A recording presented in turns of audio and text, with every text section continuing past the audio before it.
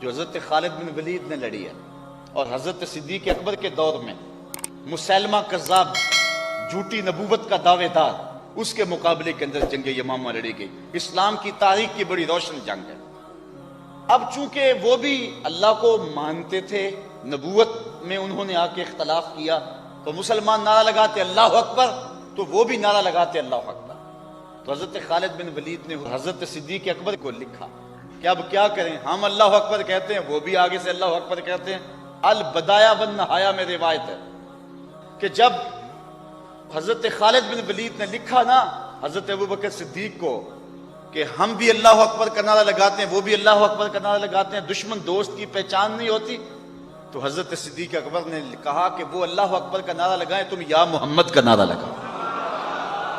اور بدایہ والنہایہ کے لفظ ہیں کہ نادا بشعار المسلمین وکان شعارہم یومئذ یا محمد ہو، سارے مسلمانوں کی پہچان جو لفظ تھے اس لفظوں سے بولنے لگے، ان لفظوں سے پکارنے لگے۔ اس دن مسلمان کی پہچان یہ تھی یا محمد ہو، یا محمد ہو۔ حضرت ابن عمر رضی اللہ تعالیٰ عنہ کا پاؤں سن ہو گیا۔ امام بخاری نے اس حدیث کو روایت کیا ادب المفرد کے اندر۔ تو کسی نے کہا اذکر احب الناس الیک، جو تجھے سب سے زیادہ پیارا لگتا ہے اس کا نعرہ لگا۔ تو حضرت جو ہے وہ ابن عمر نے کہا فقالا یا محمد، تو اللہ تعالیٰ جل شانہ نے ان کا پاؤں فوراً ٹھیک کر دیا۔ تو یہ امت کا معمول ہے، اگر اس کو ہم شرک کا الزام لگا دیں گے تو پھر امت میں سے کوئی نہیں بچے گا۔ تو جو حضور سے مانگتے ہیں، حضور ان کے دامن گوہر مراد سے بھر دیتے ہیں اور رحمتوں سے مالا مال کرتے ہیں۔ اللہ مجھے آپ کو اپنی رحمتوں کا نور نصیب فرمائے۔ ابن کثیر رحمۃ اللہ علیہ بہت بڑے آدمی ہیں، بھاری آدمی ہیں علم کی دنیا میں۔ انہوں نے ایک واقعہ نقل کیا ہے، وہ بتانے لگا۔ علامہ عتبی رحمۃ اللہ علیہ قبر پر بیٹھے تھے، یہ پہلی صدی کا ایک واقعہ لگتا ہے کہ کوئی وہ رکاوٹ نہیں تھی اور کچھ پڑھ رہے تھے، تو ایک بدو آیا، اس نے اپنی اونٹنے کو باہر کھڑا کیا اور آ کر اندر سلام پیش کیا، السلام علیکم یا رسول اللہ۔ صحیح حدیث ہے کہ انبیاء اپنی قبور میں زندہ ہوتے ہیں، انبیاء اپنی قبر میں زندہ ہوتے ہیں،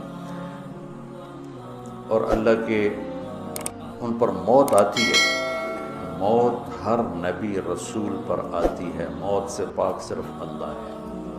پھر اللہ ان کو زندگی دے دیتا ہے جسم کے ساتھ ہی۔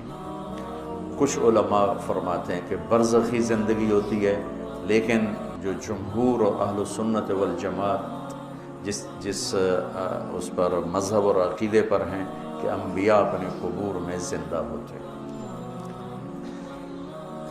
تو آ کر سلام پیش کیا اور کہنے لگا یا رسول اللہ، آپ کے رب کہتے ہیں وَلَوْ أَنَّهُمْ إِذْ ظَلَمُوا أَنفُسَهُمْ جَاءُوكَ، اگر یہ گناہ کر کے آپ کے پاس آ جائیں فَاسْتَغْفَرُوا اللَّهَ، اور معافی مانگیں اللہ سے، وَاسْتَغْفَرَ لَهُمُ الرَّسُولُ، اور آپ بھی پھر اللہ سے ہمارے لیے معافی مانگیں تو اللہ معاف کرتا ہے۔ تو جِئْتُكَ مُسْتَغْفِرًا لِلذُّنُوبِ وَمُسْتَشْفِعًا بِكَ إِلَىٰ رَبِّي أَنْ يَغْفِرَ لِي، میں آپ کے پاس اپنے گناہوں کا بوجھ لے کر آیا ہوں اور آپ کو سفارشی بناتا ہوں اللہ کی بارگاہ میں کہ اللہ تعالیٰ مجھے معاف کر دے۔ اور پھر اس نے 4 شعر پڑھے، 2 شعر اب بھی روضہ مبارک کا جو 2 پلر ہیں، جیسے یہاں کھڑے ہو کر سلام کر دیں، ایک شعر یہاں لکھا ہوا ہے، ایک شعر یہاں لکھا ہوا ہے، 2 کتاب میں لکھے ہوئے ہیں۔ یا خیر من دفنت فی القاع اعظمہ فطاب من طیبہن القاع والاکم، اے وہ بابرکت ذات جو زمین کے اندر گئے تو زمین کا اندر بھی پاک ہو گیا اور اوپر بھی پاک ہو گیا، اندر بھی خوشبودار اور باہر بھی خوشبودار۔ یہ ادھر ہے شعر، نفس الفداء لقبر انت ساکنہ فیہ العفاف وفیہ الجود والکرم، میری جان اس قبر پہ قربان جس میں آپ آرام فرما رہے ہیں، آپ کے ساتھ آپ کی سخاوت بھی ہے، آپ کی دریا دلی بھی ہے، آپ کی فیاضی بھی ہے۔ یہ 2 شعر۔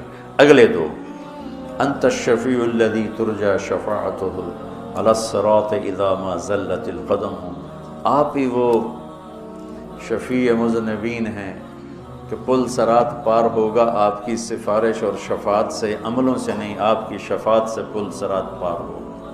وصاحباک لا انساہما ابدا، اور میں آپ کے دونوں ساتھی ابو بکر عمر کو بھی کبھی نہیں بھول سکتا۔ منی السلام علیکم وما جرى القلم، کیا شعر کہہ گیا اور کیا بات کر گیا یا رسول اللہ، قیامت تک جب تک قلم چلتے رہیں میرا سلام آپ تینوں کو پہنچتا رہے۔ قلم تو کبھی رکتا نہیں، اور آج کل قلم بہت زیادہ چل رہا ہے، کمپیوٹر کتنا بڑا قلم وجود میں آ چکا ہے، تو کیا بات کر گیا، عرب کی فصاحت پہ قربان جاؤں، لہم السن فصیحہ۔ ایران کے بادشاہ نے کہا تھا کہ عربوں میں کیا خصوصیت ہے، تو وہ تھا